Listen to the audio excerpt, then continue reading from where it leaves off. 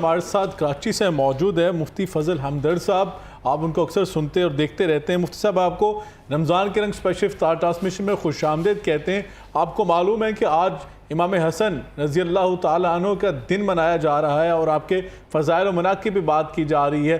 حضرت امام حسن کا جب بھی نام مبارک آتا ہے تو ہمیں ایک بہت بڑی تاریخی بات جو ہے وہ سامنے آتی ہے. جب رسول اللہ صلی اللہ علیہ وسلم نے اس کی پیشگوئی فرمائی تھی کہ میرا بیٹا حسن جو ہے مسلمانوں کے دو گروہوں کے درمیان صلح کا باعث بنے گا, تو امام حسن نے جو حضرت امیر معاویہ کے ساتھ صلح کی تھی تو اس کی صلح کی جو شرائط تھی اس کی بنیادی شکیں کیا تھیں, وہ ذرا بیان فرمائیے.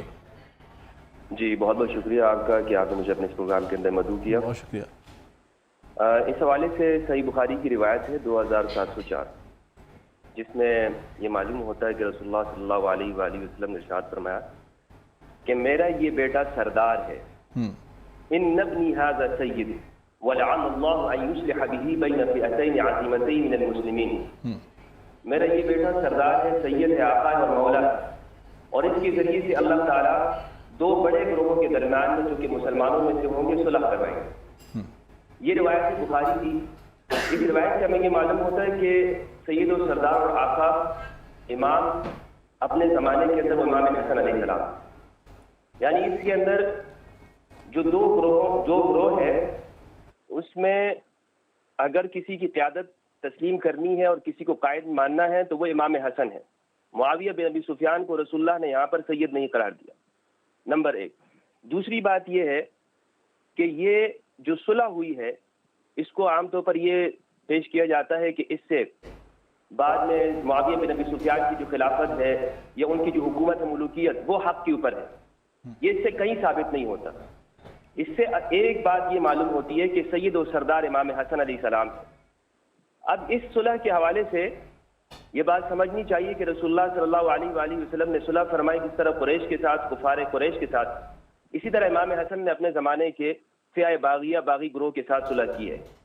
اس صلح یہ آج بھی جنگوں کے درمیان میں ہوتی ہے, مختلف ملکوں کے درمیان آپس میں جنگیں ہوتی ہیں, ان میں صلح ہوتی ہے جس کو سیز فائر کہتے ہیں. تو یہ صلح امام حسن دراصل سیز فائر تھا اس زمانے میں. یہ ایسا نہیں ہے کہ اس کے بعد امام حسن علیہ السلام نے کھلی چھوٹ دے دی کہ معاویہ بن ابی سفیان جو چاہے کرتے رہے, صحیح, یا اس بدامیہ حکومت کے اندر اہل بیت کے اوپر جو ظلم و ستم ہوتے رہے ان کو کوئی پوچھنے والا نہیں ہوگا. امام حسن علیہ السلام نے عہدہ چھوڑا تھا, منصب نہیں چھوڑا تھا. صحیح, یعنی سیادت اور قیادت, امامت, یہ امام حسن علیہ السلام کے پاس ہے. اور حدیث ثقلین ہے, رسول اللہ نے فرمایا میرے بعد تم قرآن اور اہل بیت کی پیروی کرنا, تم کبھی گمراہ نہیں ہوگے. تو اس امت کے اوپر فرض اور واجب ہے کہ یہ امام حسن کی پیروی کرے گی, نہ کہ معاویہ بن ابی سفیان کی, نہ کہ امام حسن اور اہل بیت کے ہوتے ہوئے کسی اور کے پاس جائے گی. تو لہٰذا اگر امام حسن علیہ السلام نے, جیسے بخاری کی روایت سے معلوم ہوتا ہے کہ صلح کی ہے اور مصلحت کو دیکھتے ہوئے, تو وہ خود معاویہ بن ابی سفیان نے اس کی پیشکش کی تھی. یہ پوری روایت ہے, میں نے آپ کے سامنے نمبر بتا دیا, اس کو آپ چیک کر سکتے ہیں. ٹھیک ہے. حضرت یہ بتائیے کہ آپ کی بات, اس بات سے ایسا لگتا ہے کہ حضرت امام حسن نے حضرت امیر معاویہ کی جو حکومت اس کو تسلیم نہیں کیا تھا, ایسا تھا؟ جی جی بالکل. تسلیم تو حکومت کو تسلیم نہیں ہوا نا, وہ تو سیز فائر ہوا ہے. مثال کے طور پر دو ملکوں کی آپس میں اگر سیز فائر ہو جاتا ہے تو حکومت کیسے تسلیم ہو سکتی ہے؟ اور پھر اس کے اندر شرائط موجود ہیں, اور یہ تمام شرائط ہماری اہل سنت والجماعت کی صحیح کتابوں میں وہی جاننا چاہتا, وہ شرائط کیا تھی؟ چیدہ بیان فرمائیے. سب سے پہلی شرط تو یہ تھی, جس طرح کہ فضائل صحابہ کے اندر ہے اور ہماری اہل سنت کی کتابوں کے اندر ہے, اصول الغابہ میں اور الاستیاب کے اندر بھی ہیں, یہ شرائط لکھی ہوئی ہیں کہ معاویہ بن ابی سفیان کی موت کے بعد یہ منصب جو ہے یہ امام حسن علیہ السلام کے پاس واپس آ جائے گا.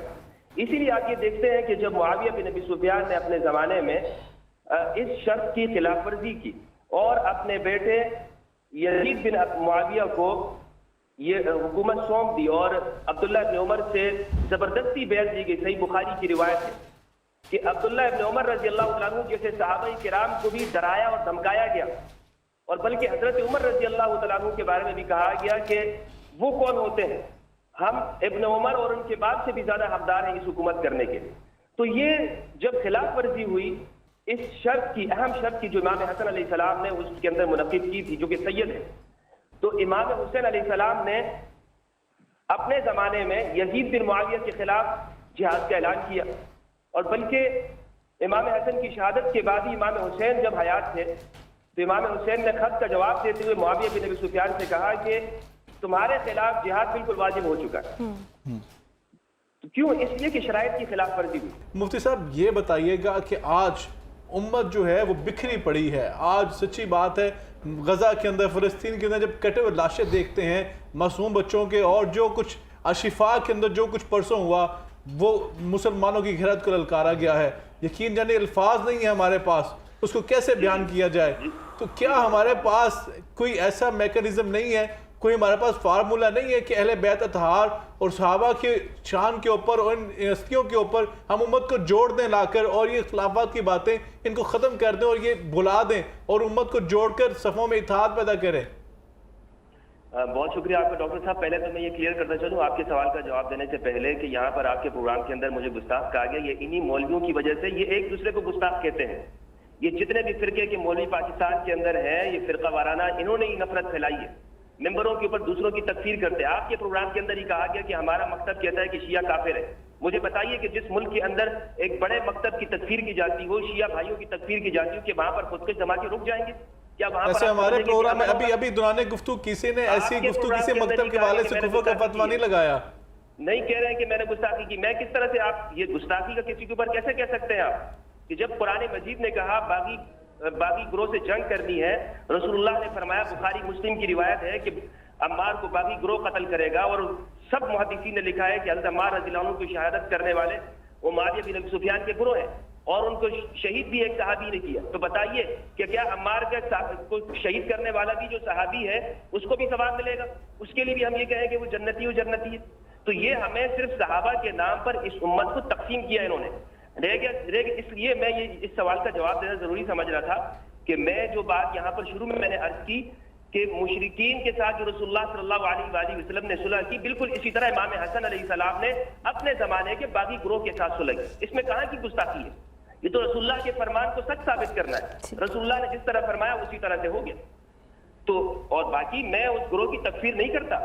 باغی گروہ وہ کافر نہیں تھا، وہ مسلمان ہی تھا. اور آج بھی اگر کوئی مسلمانوں کی جماعت کے خلاف خروج کرتا ہے، بغاوت کرتا ہے مسلمانوں میں سے، اس کو مسلمان ہی سمجھا جاتا ہے. بالکل ٹھیک. تو مفتی فضل حمدرد صاحب یہ بتائیے کہ آج امت کو جوڑا کیسے جا سکتا ہے؟ جی بالکل شاہ صاحب بہت شکریہ آپ کا. جوڑا کس طرح جا سکتا ہے؟ دیکھیں مسلمانوں کی حکمران حل پیش کرتے ہیں، بڑی کانفرنس کرتے ہیں کہ آئیے اس طرح سے حل ہوگا، اور ہمارے مسائل کا حل یہ ہے، مسلمان اکٹھے ہو جائیں، اور سیاست کے لیے ہم اکٹھے ہو جاتے ہیں، ووٹ کے لیے، الیکشن کے لیے اکٹھے ہو جاتے ہیں، لیکن کوئی بھی نتیجہ نہیں برآمد ہو رہا. صدیاں گزر گئی، یہ امت ایک دوسرے کی گردنیں کاٹ رہی ہے. اللہ اکبر کے نام پر اللہ کے ماننے والوں کو قتل کیا گیا، ذبح کیا گیا، شہید کیا گیا. ٹھیک، لیکن ایک نہیں ہو رہی. اس لیے ایک نہیں ہو رہی کہ رسول اللہ کے فرمان کے سامنے اپنا فرمان یہ لوگ رکھتے ہیں. رسول اللہ نے جب فرما دیا غدیر قوم کے مقام پر کہ میں تم میں دو گراں قدر چیزیں چھوڑ کے جا رہا ہوں، تم کبھی بھی گمراہ نہیں ہوگے، تم ہمیشہ ترقی کی راہ پر ہوگے، تم ہمیشہ آگے دنیا کے اندر بڑھتے رہو گے. کہ ایک قرآن ہے اور دوسرا میرے اہل البیت عترتی، اہل بیتی و عترتی.